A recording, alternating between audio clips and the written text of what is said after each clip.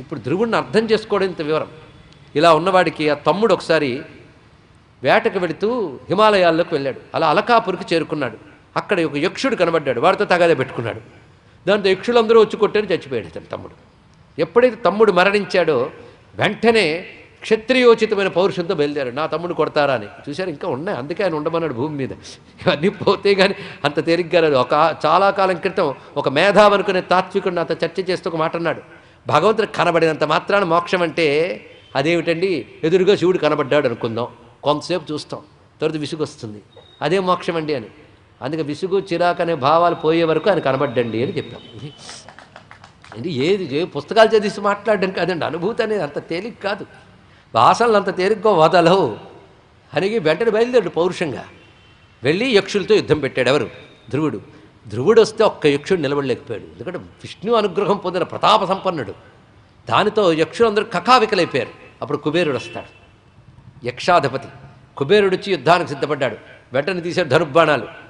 అప్పుడు స్వయంభూమను అక్కడ దిగాడండి. ఇక్కడ నాయన తొందరపడకు, భాగవతుడైనటువంటి వాడు ఇలా ప్రవర్తించరాదు. నువ్వు క్షత్రియోచితంగా ప్రవర్తిస్తున్నావు అనుకుంటున్నావు, కానీ నీవు ఎంత క్షత్రియుడివో అంత భాగవతుడివి.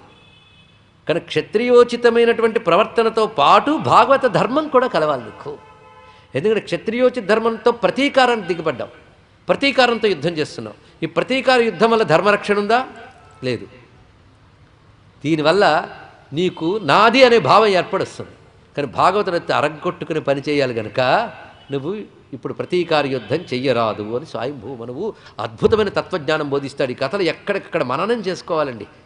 అప్పుడు వెంటనే నమస్కారం చేసి యుద్ధం మానేశాడు. ఎవరు? ధ్రువుడు. దానికి కుబేరుడు చూసి సంతోషించాడు. నాయనా, ఒక్క మాట వినగానే నీ మనస్సు ఎలా మారిపోయింది.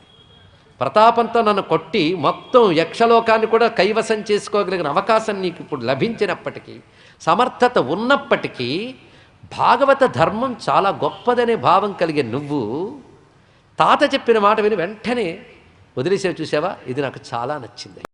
ఎంత చక్కగా అంటున్నాడో చూడండి. ఆ వరం చాలా గొప్పది అడుగుతున్నాడు.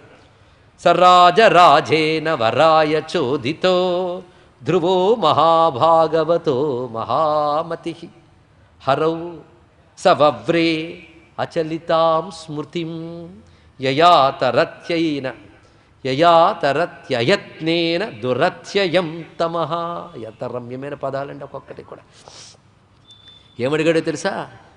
హరౌ సవవ్రే అచలితాం స్మృతిం. నాకు విష్ణువు యందు క్షణంలో సగభాగం కూడా మరచిపోని బుద్ధిని ఇవయ్యా. నారాయణుని క్షణం కూడా మర్చిపోకుండా ఉండే బుద్ధి నువ్వు. ఆ బుద్ధి వల్ల ప్రయోజనం ఏముంది? అడుగుతామేమో, చెప్పేస్తున్నాను చూడు. ఆ బుద్ధి చేత ఏ శ్రమ లేకుండానే దుర్భరమైన సంసారం నుంచి దాటేయవచ్చు.